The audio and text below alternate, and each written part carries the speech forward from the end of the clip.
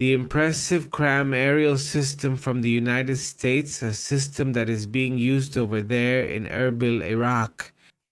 Apparently, this would be near a United States consulate due to an alleged attack. And this is a system that defends against drones or aerial attacks. This is noteworthy. Let's see what is known, what is confirmed. In a few moments, we'll go over the details of what's happening in the world. Thank you very much to those who are joining us live. Let's look at another surprising image. What is this? What's happening there? Another attack in Erbil in northeastern Iraq tonight. Yes, there were several attacks. We'll be discussing several attacks that have taken place. Well, that's the situation. Greetings to Nico and everyone who's joining us. Look, here's another image as well. It's surprising. It's an image that, well, would also be taken in Erbil. By drones, they confirm several impacts in different parts of the city. For now, it's not confirmed if the consulate was affected. It seems it was just nearby, nothing more, but obviously this is tremendous. And well, that kind of attack is usually not confirmed. Even if it really happened at the consulate, they usually don't confirm it, even 10 days or weeks later. So, well, that's also the case. I don't know if it's something very conclusive or if images will come out, but at first, what is known is that the attacks are happening in Iraq. Careful, it's not in Iran, it's in Iraq. And well, now we're starting to see movement in that regard as well. Well, another matter, another topic that draws attention. This happened a few days ago, but we still need to show the image. Here are two of the most well-known figures. On the topic of dictatorships, not about the two most famous dictatorships in the world, the leader of Belarus and the leader of North Korea. Well, giving each other a little weapon so the kid can have some fun. Well, that's how they give gifts, obviously. Well, this approach between these two nations is striking. It also draws attention. What's impressive are the protests over there in Chicago. Well, in different parts of the United States, but in Chicago, they're really impressive. They estimate 9 million across the United States, 9 million people protesting against, well, the Islamic State, the war, and other things as well. Obviously, there have been all kinds. There have been protests like these in New York, for example. Yes, that's the one in Dallas. This is from Dallas in Texas. This one, I think these are, where are these from? That's in, yes, in San Antonio. San Antonio, Texas. Thank you. You can tell, huh? Yes, there is. There is in Spanish, not a lot of people. Also, other images, well, those in the Freedom News show the protests. Over there in New York also, well, this one is also from New York, and well, in different places in the United States, they would show these protests. Also, what are we seeing here? What happened there? Here? We're talking about the attack we mentioned yesterday in Saudi Arabia, which reportedly injured 12 United States soldiers. And, well, several planes were affected. This is one of the planes. I think that among the cargo planes, it's an E-3G Sentry, which, well, was destroyed right by these missiles. Hey, well, it's quite a situation. There we can see, well, also people who are coming in to investigate. What happened with this United States Air Force plane? Is there any detail known about the attack? I think it's powerful, as you can see. But tremendous. Right? That topic hasn't really been talked about much, right? They're talking about the loss of aircraft 81005, an E-3G Sentry, as you mentioned, belonging to the air control area of the United States Air Force. Based at Tinker Air Force Base, I mean their base is in Oklahoma. Look, yeah, it's shocking, but, well, obviously this plane isn't coming back. This plane was affected at Prince Sultan Air Base. Saudi Arabia, as Astrid says, well, it's also a big deal. So let's get into the details. Let's see what's happening in the world. Thank you for joining us, for being here live. And, well, I think we have to go with a very interesting story, which has to do, right now we'll get to it, obviously, about the scientist, about this scientist who has revealed very interesting things about these objects that appear in the sky. I find it very interesting. And as I was saying, it's the weekend. And on the weekend, at the end of the live show, we talk about some movies, some series. So we're going to tell you about the movie, what's it called? Hail Mary. No, we went to see it in IMAX. It's highly recommended to watch it, especially in IMAX if you can. We didn't see it in 3D, but I'm sure in 3D it must also be quite a spectacle. What's going on with the protests? Today, there are some huge protests in the United States. They're talking about millions of people, even outside the United States. There were protests in Europe. There were also protests in Asia. I mean, the organizers are surprised by the number of demonstrations that took place. The first one, which happened in June of last year, was 5 million people. Then, in October, 7 million people, and now they estimate between 8 and 9 million people. The one that took place today, Saturday the 28th, which also marks 1 month since the conflict in Iran began? No? Exactly. The project, this one of the projects that has been criticized is, for example, everything related to ICE, the movement in Iran. It has also been something that many people have gone to criticize. Well, the other day there was this CIPAC meeting where we showed you some clips, and today I saw interviews with the people who went to CIPAC and they were asked about the topic. Trump, many said that they would no longer vote for him, that, well, obviously they can't anymore, but that many people were already regretting it, even though they kept answering. And conflict. Of course. I mean, one thing has nothing to do with the other. I mean, there are people who are Republican and want to keep being Republican, but they say they wouldn't vote for Trump anymore or they're against those decisions. Yesterday, we saw this image from the CIPA, a meeting, as you said, of Republican conservatives, in which when the host of the event asks if there should be an impeachment or if an impeachment is approaching for the President of the United States, everyone applauds, as if saying they agreed with that. That obviously should raise alarms in that country. Meanwhile, let's move on to other matters, that's all. One detail that caught attention today before we move on to international news is the Banorte Stadium. In this reopening that took place or not, Azteca Stadium. The Azteca Stadium? Well, a fan apparently lost his life because he jumped from a very high area. I'm sure they'll report it. It's a fan who lost his life inside, from what I understand. He jumped from the second floor as if it were easy. He was apparently very drunk. I'm sure they'll report it. And well, he jumped over the first level of the boxes toward the outside part of the structure. Obviously, that would leave him dead. That happened during the game between Mexico and Portugal. Yes, it was just minutes before it started. I mean, yes, it's surprising. And well, unfortunately, this person lost their life at this event, and the event is marked by this loss. That's just how things are. It's pretty shocking too. Let's move on then to the details about this scientist who claims or talks about this topic. Well, about the strange objects that appear in the skies of the planet, a former National Aeronautics and Space Administration scientist. Let's get into that topic. The scientist named Ivo Busco would have been the one who comments on this topic, right? An investigation that he has been conducting about a scientific development that was carried out by some astronomers.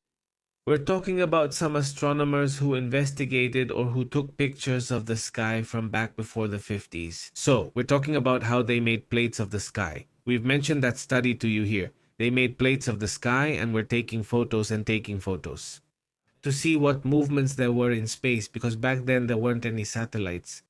So they took photographic plates of the sky to determine if there were any changes in the sky, and over time, they studied them. And look, there was a star here, because now it's not there. Oh no, look, it's just that it's moving over here or something like that. But the point is that with that, they kept investigating and realized that there were objects that came to visit us in the sky. After that investigation, years went by, and they kept coming. There were thousands of plates taken every day. They took plates, and over the years, well, thousands of plates were collected. So, well, these photos, what they show is that large objects have been visiting our planet, and this scientist claims that he believes they are intelligent objects. I mean, from someone intelligent who visits us. And also, interestingly, the objects appeared every time there were nuclear tests, which is also something that draws attention. They detected these objects, which they call transients, which are like flashes of light that appear and disappear in seconds. The objects couldn't be satellites because at that time there weren't any satellites yet. In 1957 there was only Sputnik, but after that there weren't any satellites. So what was passing by there? Those flashes appear because of objects that were spinning, which they detected as they were rotating, and their surfaces were metallic or mirror-like. They detected around 76 of these objects, although 35 are considered to be those classified as strange objects, which could be nothing other than something possibly intelligent. Out of the 70 they found, 35 are considered by them to be simply something from outside the Earth. Now, they found that patterns appeared more frequently after the first nuclear tests from 1949 to 1957. In that period of years, when they were conducting nuclear tests, they analyzed more or less around the dates of 124 nuclear tests that were carried out in those years. Every time nuclear tests occurred, more objects appeared in different places, as if they were coming to see what was happening. The objects would always usually appear a day after the nuclear test, but not during the explosion. Did the explosion catch their attention, or did something else catch it before they arrived? Because, I mean, it's like something catches their attention. They detect some kind of energy or something, and they say, we need to see what's happening there. And then they would see how things were and go back. So, in total, the scientists who have studied this have detected 100,000 tracons, about 35,000 in the northern hemisphere alone. I mean, it's impressive. The scientific hypothesis states that they are or could be artificial non-human objects orbiting the Earth. The study mentions that this research is relevant and that, well, although the topic of the set is still being investigated, and, for example, trying to determine signals that are non-human has so far still been elusive. If it is confirmed that these objects are even in our orbit, well, it would be a huge issue. And there they talk about whether it's the Black Knight, whether there are 3 of them. I've talked about it with professional astronomers, scientific astronomers, and what they say.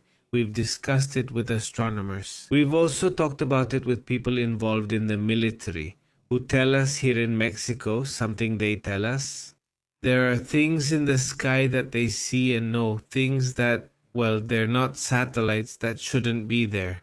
But what appears, what is known, and what, well, by the way, I don't know if Estrelita is here. If not, we send him our regards.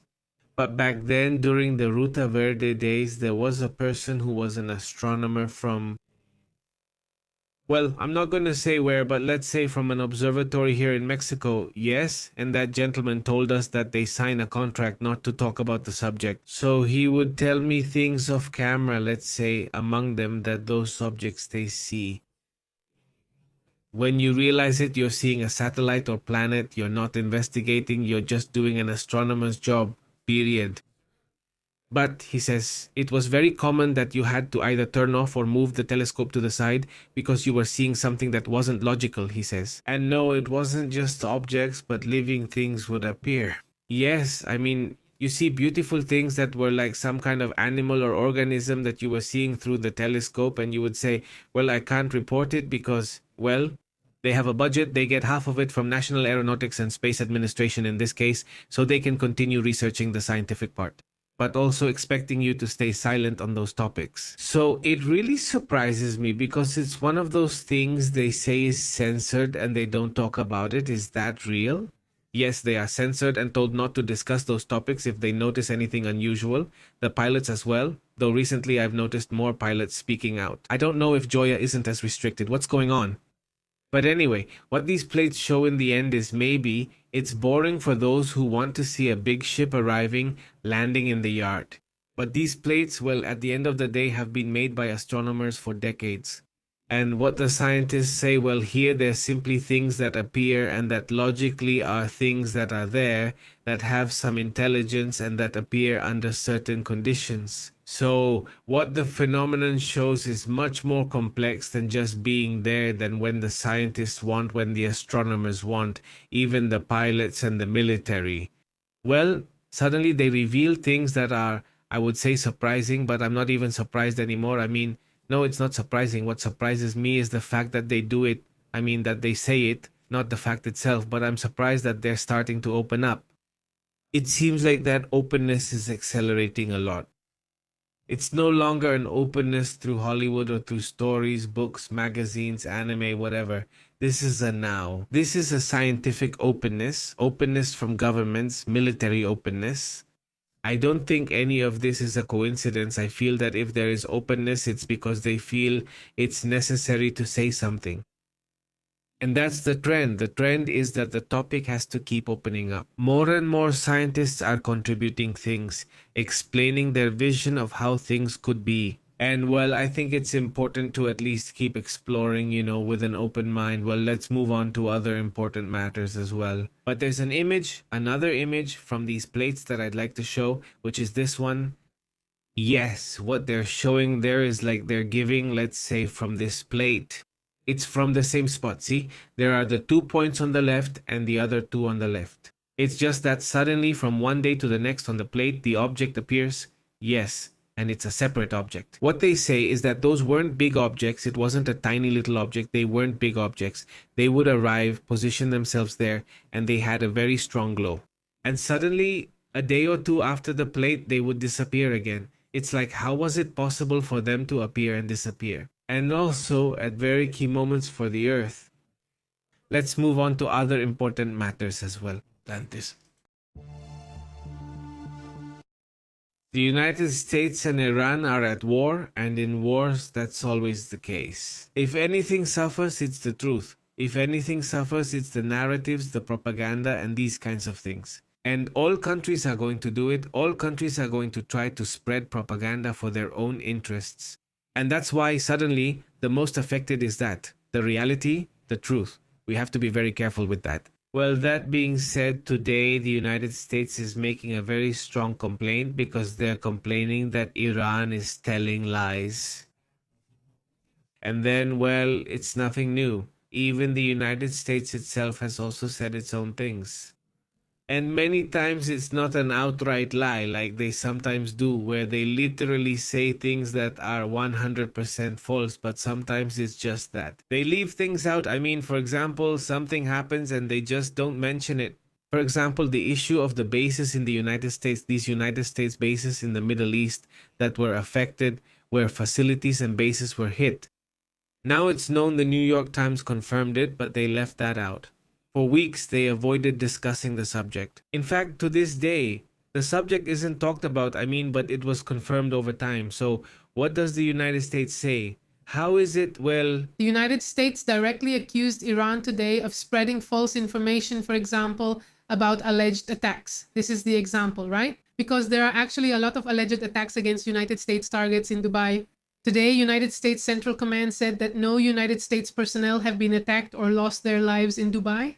Meanwhile, Iran claims this was last night, that they attacked Dubai with missiles, and that the drones as well, and that 2 bases had affected 500 United States military personnel. According to Washington, these statements are just propaganda to hide the fact that the military is not actually very weakened. We have to remember that it's already been a month, but the truth is that when it comes to missiles, when it comes to drones, there still isn't any sign of weakening, at least in terms of numbers. It's not visible. You don't see much. Maybe if we count the first 3 days, yes, but after that, no. And they've more or less maintained the... Same, like they're managing them. Exactly. No, now, yes, of course. When they say it's not like, for example, this thing that's misleading, and that's where I tell them, be careful with Russia today and be careful with these media outlets which are 100% propaganda, because they literally edit the videos and a lot of people fall for it, often without meaning to, right? But there was the video that was going around where it seemed like Trump was saying that they had attacked an aircraft carrier and that it had been damaged, and that's completely false. They cut out the parts of the video where he was talking about Venezuela, and it looked like that, right? So, and they publish it with a whole explanation, a whole article, and it's completely false. But they already leave doubt, they plant the doubt, and then they take 2 steps back. It's constant what's happening. The conflict is definitely having an impact, and I really don't see it.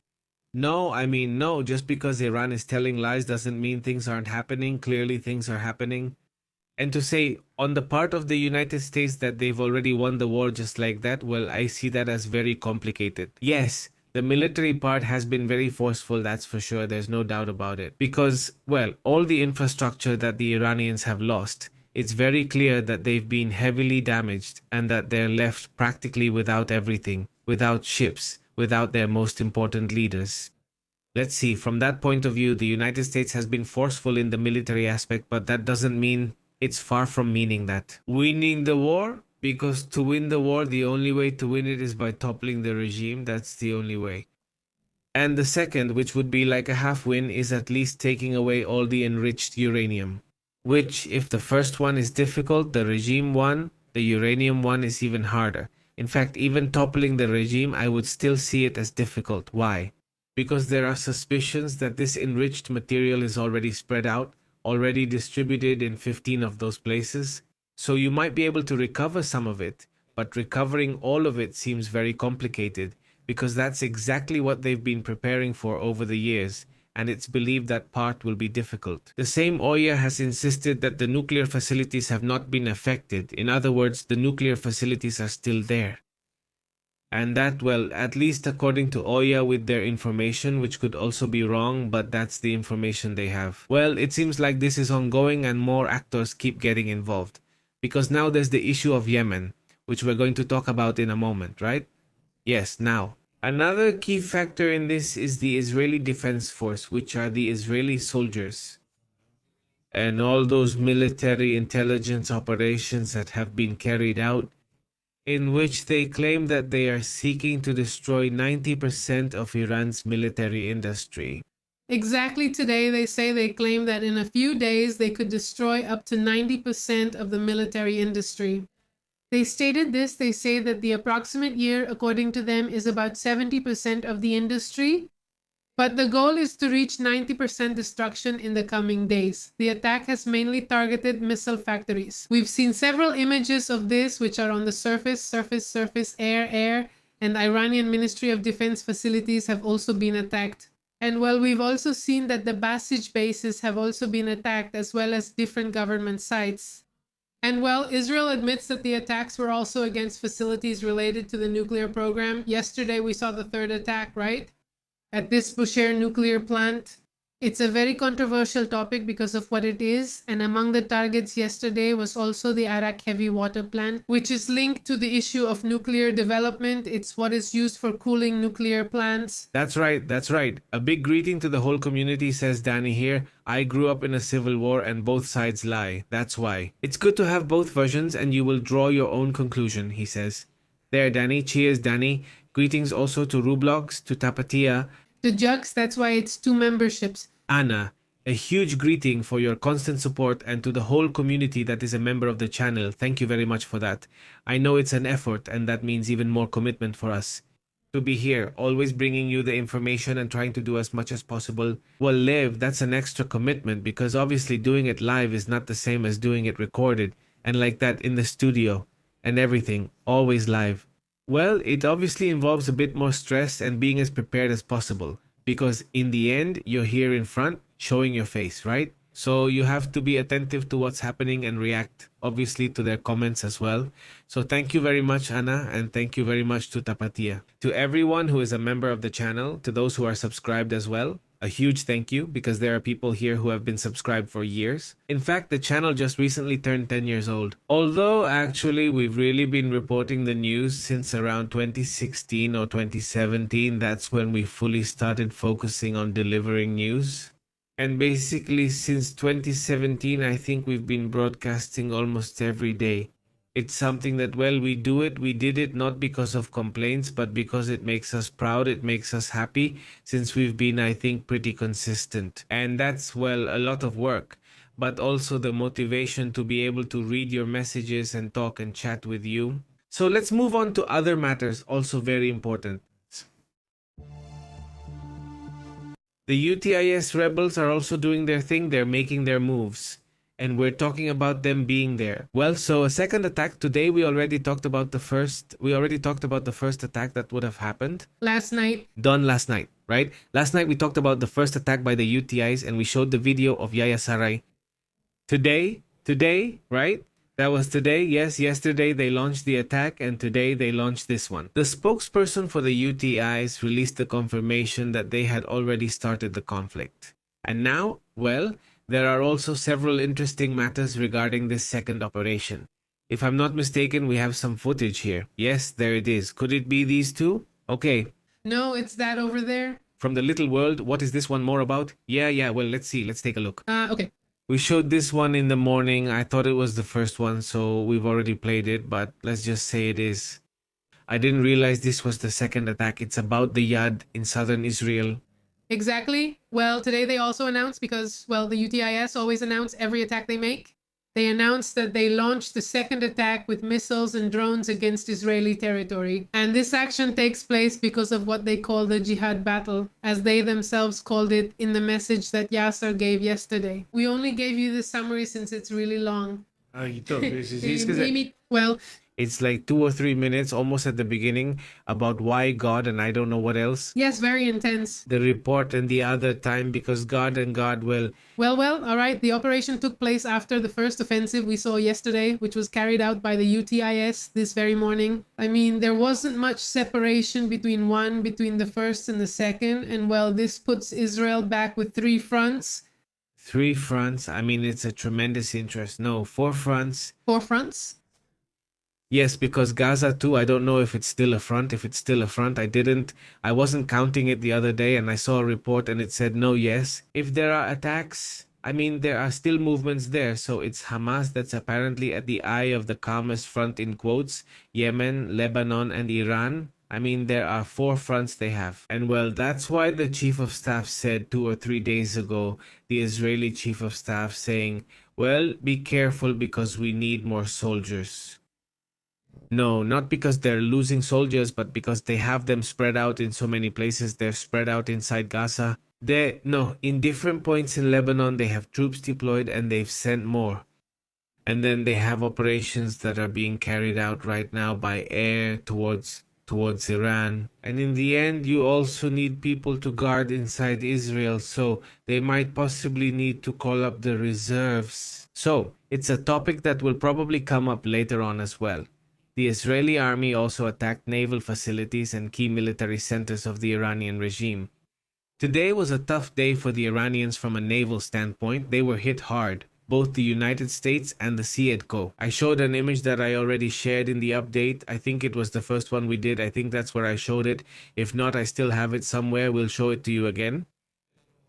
They were showing that attack and seemed to focus on the naval aspect because of the Strait of Hormuz. What's happening there? Well, today Israel launched this attack, as you mentioned, Edio, on the headquarters of the Iranian Naval Industries Organization and other key military facilities. This happened from Friday to Saturday, and they used about 50 aircraft. Can you imagine that? The main objective was to destroy or weaken the capabilities to develop naval weaponry, which is part of the news we mentioned earlier, and also to impact critical infrastructure. And at the same time, they were extending operations in Lebanon with Hezbollah. It's a very active country. They are well prepared for war. It's really tough. Well, let's move on to other matters. Anything else about this? Let's move on to other important topics as well. We have some images pending. What is this that's happening? But right now there's a blackout and they're not saying why it's happening in Moscow. Moscow, they have no electricity or internet and haven't had internet for a long time because then they didn't cut it off on cell phones, I think, but they're in a blackout right now. Well, watch out for that. It's strange. It's curious that there's a blackout over there in the capital of Russia. Also, another image is this. This is where this is happening right now at Canyon is the actual capital of Iran. Well, you can see these attack movements here, an explosion. Let's go. Let's listen to that moment. And you can hear this explosion. Well, that's also part of what's happening in that country. You can see others there. Well, today there will be attacks, but at least they're aware. There's electricity, right? I mean, because in Russia, there's no electricity right now, at this moment. That's something to pay a lot of attention to. Very good ones that are winning. Russia is considered an energy country. It's a country of energy, and I imagine that this... Well, I suppose this issue of attacks on refineries also affects them. Look, here are more images of this because several accounts are commenting about the blackouts. These are parts of Moscow from what I can see. Look, you can see it on the right and you can also start to see buildings on the left here where they don't have power. But it's partial. Exactly, it's not partial. Look, here they are. Here are some buildings without power. No, part of what's happening, well, in Russia, this situation obviously draws attention. Also, well, this is a report that comes from Intelligence Report, which shows what's happening there. It's in the department of the British Ministry of Defence where they announced that 4 gunners from the Force Protection Wing into an air counter system, no, not unmanned, sorry, from the Royal Air Force, have been attacked. Well, basically, they identified these Iranian drones and, well, they were able to neutralize them. That's the thing. Greetings to the whole community, by the way, who are joining the live stream. A big hello. He says, good evening to everyone, says Jose. Thank you. 0-0, están viendo el partido. The match against Portugal just ended in a draw. Well, it's a shame, right, that Cristiano Ronaldo wasn't playing. It would have been interesting to see him. They would have scored many goals against us? No. Who knows? Who knows about that? But anyway, the point is that he was there. Well, the game was highly anticipated, although it was much more anticipated by Cristiano. No, unfortunately not. It's not going to happen. No, another image too. Well, it's this one that shows there or what's happening there or how things are. Well, we're seeing how the oil from the Gulf travels or flows, which is what's shown in red, if I'm not mistaken, to the different countries. Well, there it is. You know, I'm surprised that it even goes to the United States as well. I mean, that's really interesting. This is a map from John Pierpont Morgan from this financial meeting. And tomorrow, Sunday, it's going to be super interesting because look at where the S&P 500 closed. It's really tough. We won't see the S&P 500 tomorrow, Sunday, since it doesn't open until Monday. We do get to see Asia's Monday. And we'll have to see the reaction of oil, which is going way up. It didn't end on Friday at $110. No, I mean, what if it opens at 120 or 130? Because that's a red alert, right? But anyway, if you notice, there hasn't been, well, there has been, I mean, there's conflict, there are attacks. But you know how there used to be these big announcements about attacks and they talked about major operations, whether from Iran or from the United States? Right now, I feel like they're waiting. For what? For what happened last week and the week before. The attacks are mostly happening on Sundays. For what? To hit the facilities, the financial institutions. I mean, why would you waste missiles right now? You move them on Sunday. That's when the markets open and that's when it happens. I mean, it's kind of a break in a way. But, well, obviously the war isn't over. And possibly, right? Hopefully not, but we might see moves in that direction. Let's move on to other. On the map you showed, it says how many days of reserves do they have left? Yes, also, I mean... That in the text? There are areas there that have, well, you know, very limited reserves. I mean, in Asia, for example, it's estimated that the reserves could run out around April 1st. Yes, for example, in South Korea, they've already begun measuring how much gasoline they sell you. Just imagine South Korea, which, well, in theory... No, not just in theory. It is a rich country, but it's a country that doesn't have too many reserves. Europe could start to see this, not in all countries, but in several European countries. They could start to have shortages of oil and gas. By April 10th, North America, and by April 15th, this issue could also have effects there, just as it is, and by April 20th for Australia and Oceania. But let's move on to other matters.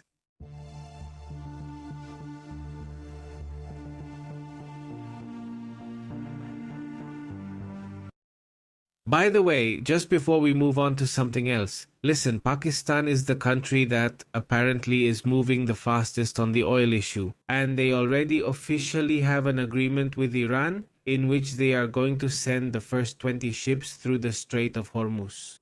The Pakistanis have made moves. They are also the ones who are currently negotiating in theory, right? So...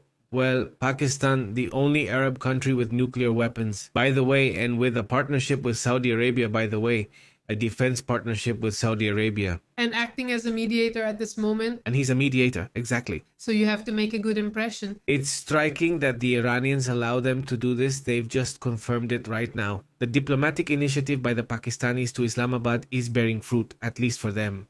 No, of course.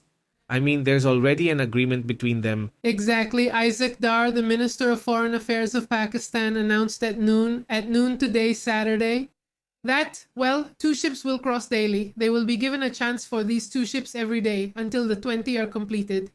And, well, he described Iran's decision as a harbinger of peace that could help, well, to restore stability in the region. Well, at least theirs.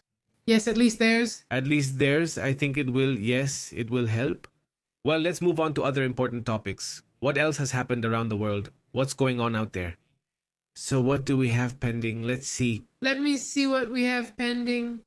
There was a supposed letter going around It's a topic that, well, we'll have to wait and see, but it's a letter that some channels have already published. Right, what is this letter? Where supposedly, well, they would already be telling the reservists that there could be a call up, right?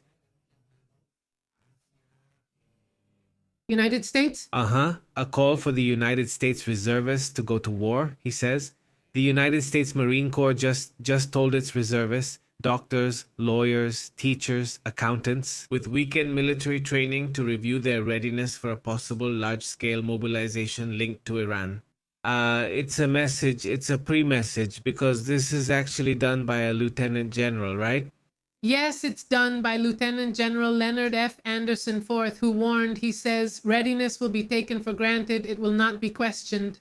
So they're telling them to get ready, that if they've gained weight, basically, to lose it, to shake up the gear they have there, because they could be called at any moment. They could be called. Just imagine. This isn't a confirmation. I mean, if the letter is really as described, since American media are already reporting it. That's why we're talking about it, because it's not a formal notice from the Pentagon. Just to clarify that, but it is like a first sign that something is happening there. Yes. In fact, it also started being shared on subreddits with forums for United States military personnel. And yes, some of them claimed that they had received it. Like, what's up with these? They were really freaked out.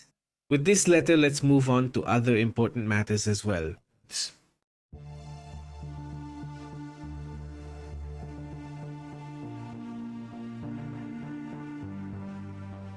Check this out. Scientists have also discovered that we might have been making a mistake. When it comes to researching the topic of life, the search for intelligent life in space, according to a new study, a new work, it states that the distortion caused by stars hasn't been taken into account when it comes to possible radio signals sent from exoplanets. The problem affects more than 75% of the planets and stars in the Milky Way.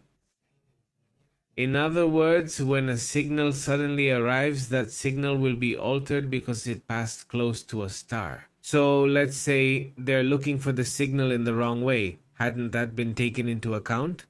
And if there is any civilization, or if there are signals coming from some intelligences, well, we haven't discovered them. Precisely because of that, right? According to what two scientists from the Communication with Extraterrestrial Intelligence Institute report, they say we're looking for a type of radio signal, a technosignature as they call it, in a very narrow band, without taking into account the electromagnetic disturbances that stars produce on the signals. In other words, the signal is already disturbed and you're looking somewhere else, when the signal is on this side, because of the disturbance. So this, they say, is going to greatly expand the search for intelligent life and intelligent signals coming from space. That will be a really interesting topic, right? And speaking of scientific topics as well, a discovery has been made of a fungus that is said to be capable of freezing water and producing artificial rain. What is being reported? What's going on with that? Let's see, what's it called? I forgot the name. Caribel, the expert on fungi. Let's see if she knows about this discovery. What's the situation there? Anyway, an international team has identified what is believed to be a new protein in soil fungi, which are capable of acting as switches. In these experiments, which made the samples more efficient, they froze drops at around minus 5.6 degrees Celsius. And this study, which was published by the article reminds us that the most powerful biological nucleators can act at 2 degrees below zero. This study was published on March 11, 2026, and points to the use of meteorology, cryopreservation, and frozen foods. Although first it needs to be validated, since what is always done is that studies have to be validated by peers, and they also have to be validated in real conditions, that is, in the laboratory. Let's see if it can be validated, as they say, in a natural way, to see if that can be achieved.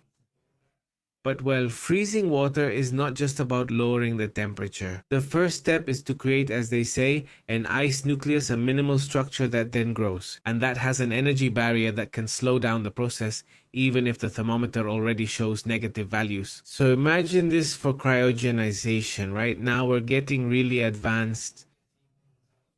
Well, may this kind of discovery help us understand that there are ways to be below. Basically frozen, like we're on pause, but it doesn't destroy our cells. that human life is frozen, paused, but without dying.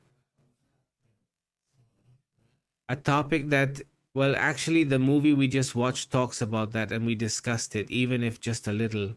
But let's move on to other topics, other matters. What else do we have? Is there anything else about Iran? Is there anything pending? Well, it was said that Iraq, one of the places that could have been a target in these attacks we saw in Iran. In Iraq, it was the house of the president of Kurdistan, the Iraqi area, because we have to remember that Kurdistan, which technically doesn't exist, but let's say there is a separation, at least in the minds of the people who live there, is both in Iran and Iraq and also in part of Syria. Right? Yes, yes. They would like part of Turkey too, but more than the Turks, no. But let's say here, yes, exactly. And well, the president's house, whose name is Nasser van Barzani, would have been the target of this drone, of one of the drones this Saturday. Well, in a fight that keeps escalating, the Iraqis, I mean the Kurds, aren't very sure about getting into this war. That's the reality. Well, let's move on to other important matters, important ones.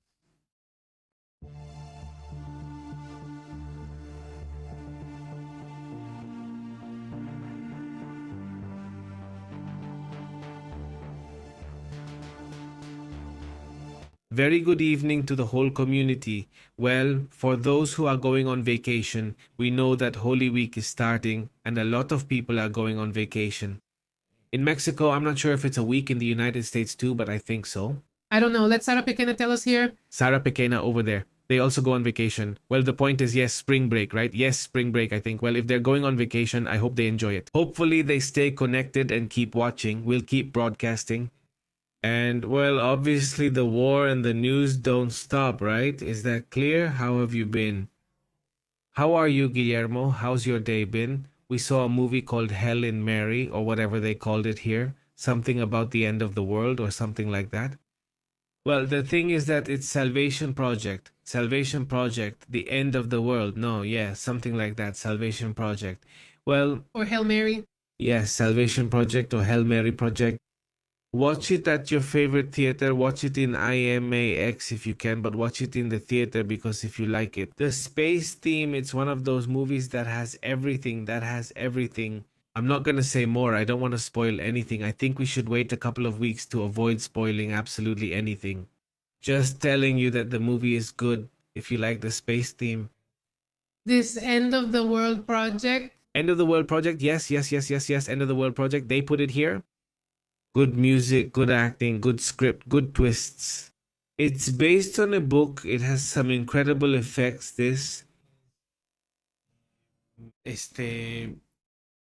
I would say go with an open mind. That's all. Just go with an open mind. And if you like the topic of space and if you like science fiction, I think you're really going to enjoy it. If you also like a good human story, you'll enjoy it too. Hey, I don't even care about science fiction, but if you like human stories, you're really going to enjoy it. And I don't even know why I'm talking. Just like Yucatan, greetings to the people from Yucatan, by the way. We have people from Yucatan here right now, by the way. Yeah, this one is really great. Well, it's just that the movie excites me. It's good. The four of us left crying. That's all I'm saying. No, you cried. No, man, because you fell asleep. No, that's not good. No, man. You dozed off for 5 minutes? Bad. I just told her about a really intense part of the movie and she says, which one and how? Which one? No, even more intense. No. Yes, it was very important. Yes, it was very important. If you didn't see it, you're going to have to watch it in the morning. Oh, yes, I'm going to go alone? Yes, you are. Yes, you are. I'm going alone, but I'm going to see another movie. Greetings to Ivan Cruz, greetings to Tripepe, greetings Ivan, greetings to Guillermo Escobar. He's the actor Remo, the whole movie. What do you mean Remo was like that? Yeah, well, I mean, the actor, yes. It looks like, which one did you see? Project Hail Mary or Project End of the World? Project Mary, I mean, yes, exactly. Greetings, Brezaka. How have you been? Hey, how was the game? Did anyone go to the game? The probe? I mean, yes, to the International Organization for Standardization, because on their Twitter it says it's good, really good, I think. Go there, I think, right? Well, I hope they went to the game. If not, tell me, let me know how it was. Yeah, man. It was great. I sent you videos of how it was outside. That one was amazing. That was officially the reopening. The reopening. That's cool. Well, I mean, it's a shame about the result. 0-0, huh? Why did they do that to you? They should ban 0-0 games. Yeah, ban 0-0. 1-1 is fine? 1-1 is fine, but 0-0 isn't. I mean, you already paid. I want a goal, at least one. I mean, one, not just a single goal. Imagine basketball. Imagine a basketball game ending 0-0. No, of course not. I mean, people would boo like crazy. I mean, no. That can't be. That's wrong. I vote that 0-0 games shouldn't be allowed anymore. It just can't be. I mean, you already paid. At least you should get a goal. You're going to get, well, I mean, then this game happens. Uncle Astrid says, I also fall asleep. She says, yes. Yes, it's just so comfortable. She says, greetings, Brezeka says. That's the one I want to see. Watch it, watch it, watch it. Greetings, she says. He says he made the whole movie himself. Guillermo, how have you been? Yes, well, yes. Yes, I mean, that's how it is. Like that? Leave it, yeah. Well, so I'm not going to say anything. It doesn't come in 3D, huh? It doesn't come in 3D. Does it come in 4D? Oh, 4D has 3D. It has 3D, yes. So, greetings, how have you been, Jerez? You have to go see it, Jerez. I'm not going to say anything else. That's it. I'm not going to talk about the movie anymore, but go see it, Jerez. So, he says, Dieguito, how have you been, Dieguito? How are you doing? Ofe Mendes sends big regards, he says. Portugal was close to scoring 3 easily. He says, well, at least there were attempts, right? Greetings, Ruben Williams. How have you been? How did Mexico play? I mean, in all this, is it going to be good? Is it going to be worth it to watch Mexico's games or not? What's the deal? He says, what the movie has is very few actors. You can really go deep into the evolution of your character. Yes. He says Mexico and Mexico, about 2. He says, well, all right. So there were emotions despite the Sionio, you know, that's it. Greetings. Who else did you see at the game? Did anyone else see someone at the game? Greetings, he says. Tomorrow, by the way, we're going to be live with hires, okay? Tomorrow morning. Look, tomorrow, Sunday with hires. We'll be there talking on Sunday. Sunday with hires? I think that's the most, because no, it can't be every Sunday, but at least tomorrow it will be. Tomorrow, it's been like 15 days since we've seen hires here. So, well, tomorrow we'll have a long talk. There are a lot of things to catch up on, he says. If it's automatic, come on. At least penalties, I'm worth it, right? Of course. Or at least, yes, of course, exactly. There was this idea a while ago to make the goal bigger. I mean, they're always thinking about how. I mean, it seems to me. What do they want to make bigger for? So there are more goals? No. I mean, make it hard for them. Make it hard for them, but let them score more goals. Let them score more goals. Let them focus. The goalkeeper tries hard too, right? But anyway, the point is that it does give them more action. Yeah, he says the national team did defend well. Well, that's good that things go well positioned. From those who know about soccer, besides Cristiano Ronaldo, there's a player who's really, really good. Because yes, in Mexico, in Portugal. Yes. No, yes to have. Honestly, I lost track. I used to know some from Spain and Portugal's national teams and other countries, but now it doesn't mean anything to me. So, but I guess yes. Well, yes, because all of them are, playing in groups, in big teams, right? So I guess there must be someone there. Rulo says this match was very boring. Greetings to La Corona Hardware Store. Diego says to you, hey Pepe, question.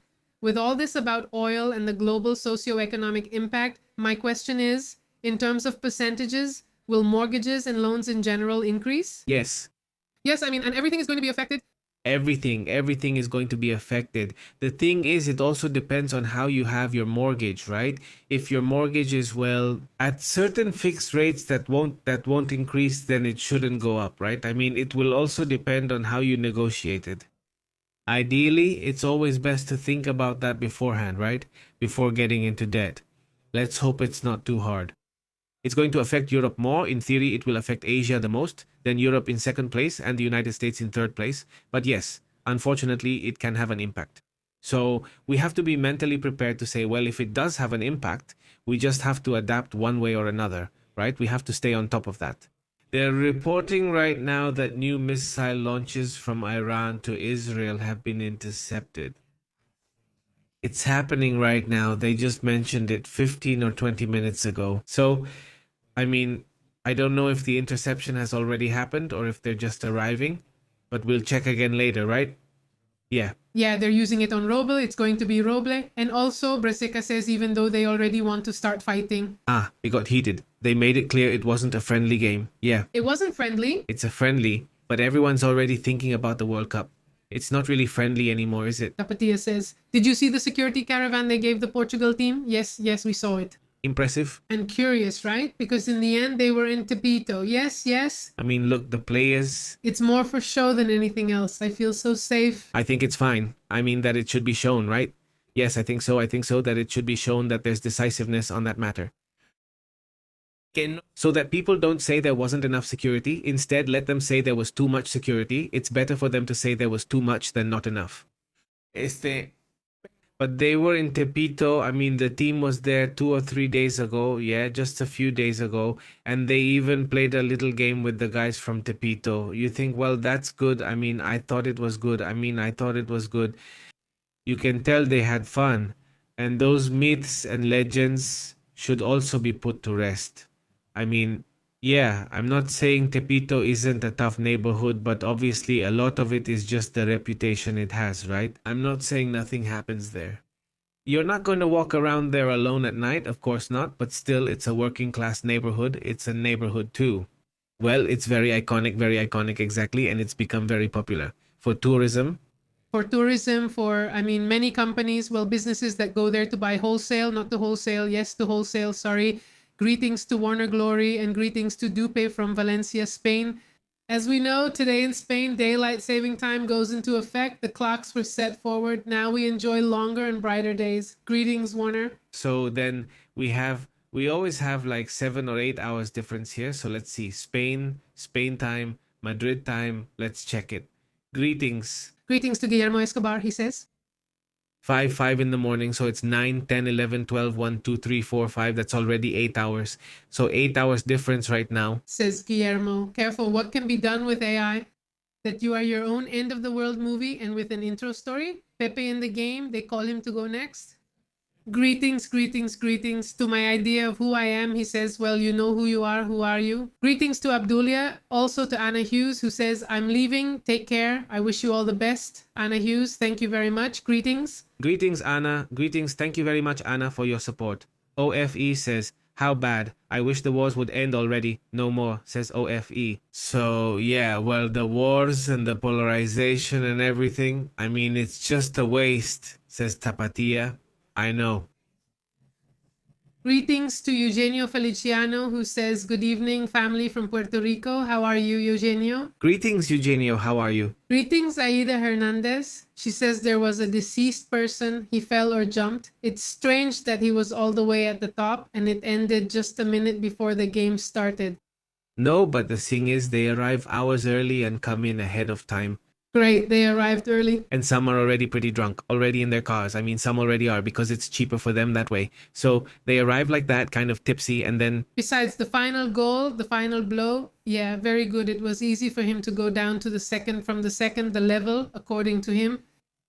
On the other hand, and well... That's what the witnesses supposedly say. Well, who knows if that's going to be confirmed or not, he says. There's a really good field in Tepito. He says, oh, look, how cool.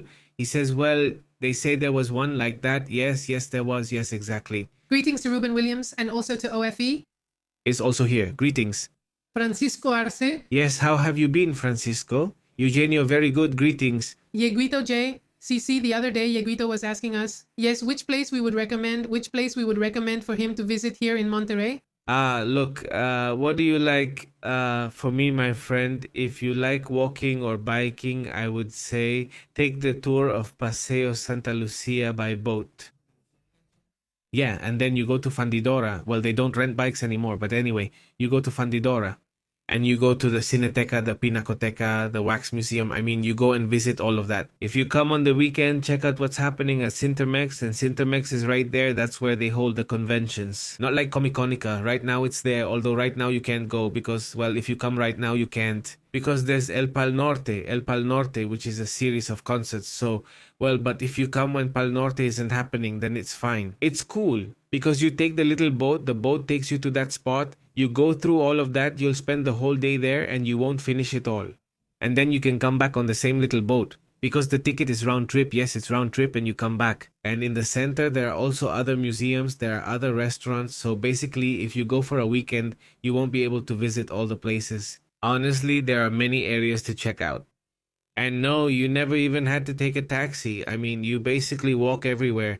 If you like walking, Fundidora has a lot of places to go. And then right there on the little boat, it takes you downtown. And from downtown, everything is walkable too. So, well, there you have it, right? I mean, there's the Marco Museum. There's God if you like museums. But if you're more into shopping, you'd better go to the San Pedro area.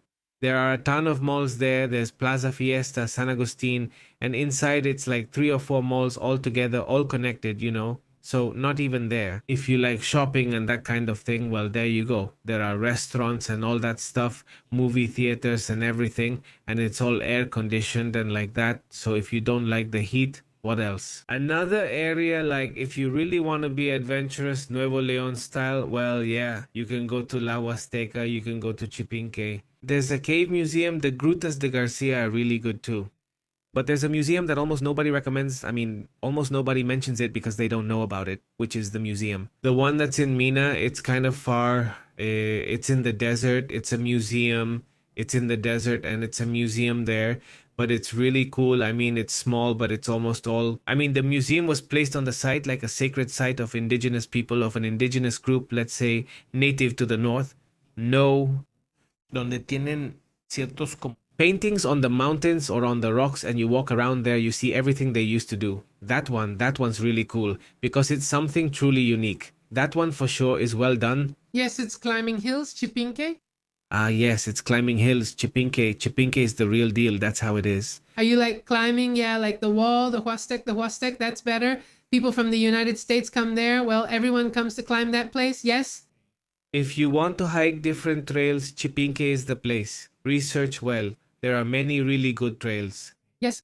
I would recommend going all the way to El Pinal. That's a trail where you'll get a view of Monterrey. It's really cool. Well, yeah, if you do it from the entrance, it's about 10 kilometers one way, so it'll be around 14 to 20 kilometers round trip. It's an all-day activity, especially if you take it slow. But it's really good. That route is really good. It's, and no, you don't go up there. It's just walking, walking, walking, walking, but it's long. And well, you take your sandwich, your lunch with you. There are several, like 2 stops before you get to the actual Pinal. And at the Pinal, well, there's not exactly an observatory, but it's almost like one. Because there's like a little house that you can't go up to with, I don't know, antennas for, I don't know what it is there. What could it be, that little house with antennas? And what about the forest rangers? Very forest ranger, yes, very forest ranger. Okay, well, there's this. And the weather, right? I also think so. Well, there it is. This place is really nice, and it's right now. If you came right now, it's an ideal time because it's not the summer heat of almost 45, 50 degrees. Everything is still perfect for sightseeing, and also the forest. So if you go early, well, it doesn't catch you as much. Capaz, muy bonito. Okay. Yeah, nothing happens. Just don't get too close. But yes, you can run into them. Bears. I lose my contacts. Bears. What's the other one called? Coatis? Coatis, white-tailed deer.